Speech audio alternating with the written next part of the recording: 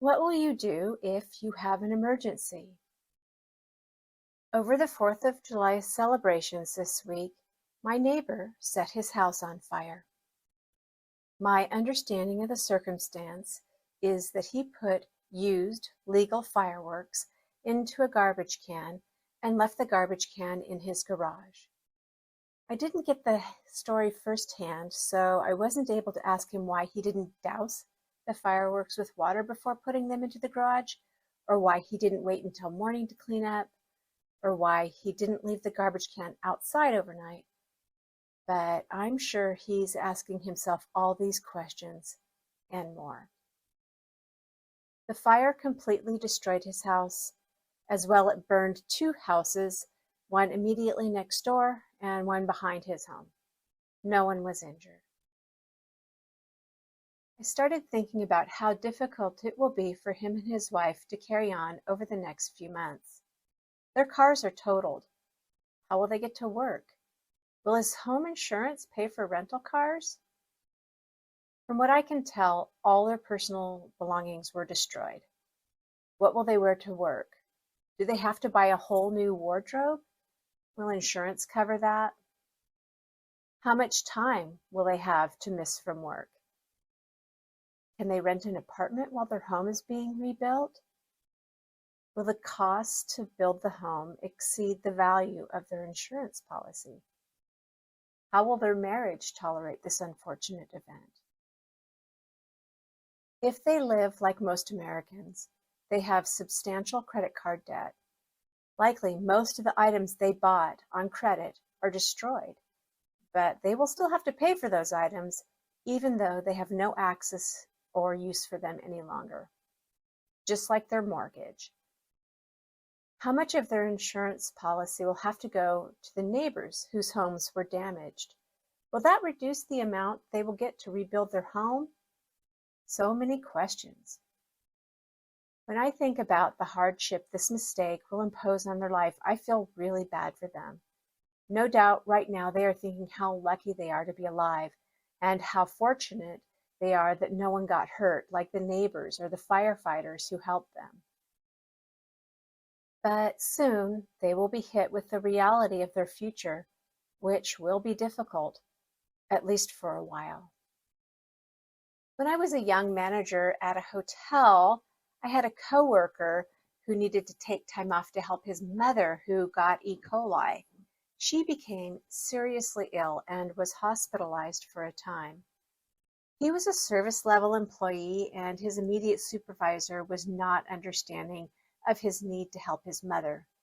He didn't like it that this person was calling off work so often. Eventually, he was let go for some trumped up reason, and I felt bad for him.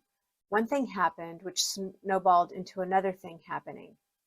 Sometimes people just can't get a break. When I was thinking about what I would do if my home burned down, I admit I don't have a good answer. I write about frugal living. I write about good strategies to maintain what you have over time by making good financial choices. But a burned down home isn't like choosing to buy takeout for lunch. It's like having your foundation destroyed. So the question is, what will you do if you have an emergency? Most of us won't have a huge emergency like our house burning down, thank goodness. More likely, we'll suffer from a catastrophic medical emergency, and if you live in America, you'll have a massive medical bill. In 2022, Americans collectively had $195 billion in medical debt. 16 million of us have $1,000 in medical debt, and 3 million of us have over $10,000 in medical debt. The reality is, we're a very unhealthy society. 37 million of us have diabetes. 16 million Americans have heart disease. Almost half of us, 137 million, have chronic disease.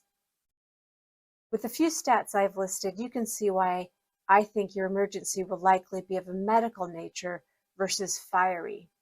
The average number of house fires is 385,000 annually. How can you be prepared as possible for an emergency? Well, getting healthy is a good way to prevent a medical emergency. No good can come from an unhealthy habits like a lack of exercise and poor diet. You can do simple things like wear a seatbelt, don't drink and drive, or ride with drunk or drugged drivers. Take good care of your teeth. There's a connection between dental health and heart disease. Pay attention. Most accidents can be avoided with good common sense, like look both ways before you cross the street. Don't take selfies in national parks with bears in the background. Practice good sleep hygiene. Cook your chicken well. Manage any health issues you have with the help of your doctor. Don't climb over safety rails at the zoo, on steep hiking trails, or anywhere else rails are in place for your safety.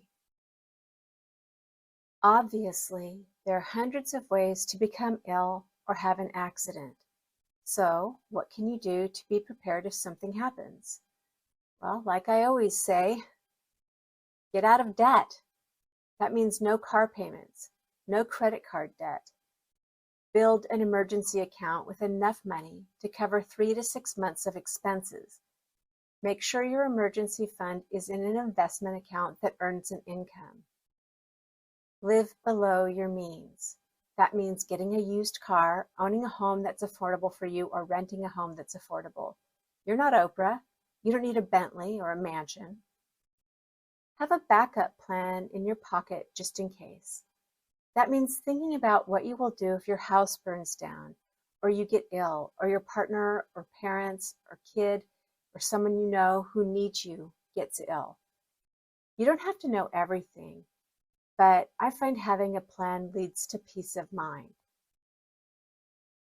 I hope you never have your house burn down or that you become sick, but being even a little prepared can make a huge difference.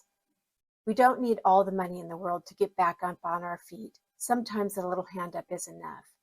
And this is especially true if you're in a stressful situation when making any decision will be hard. Finally, make sure you have a document that includes all your accounts so you can easily update your garbage collector, your power and internet and water supply companies if your house burns down. No need to pay for services you won't be using.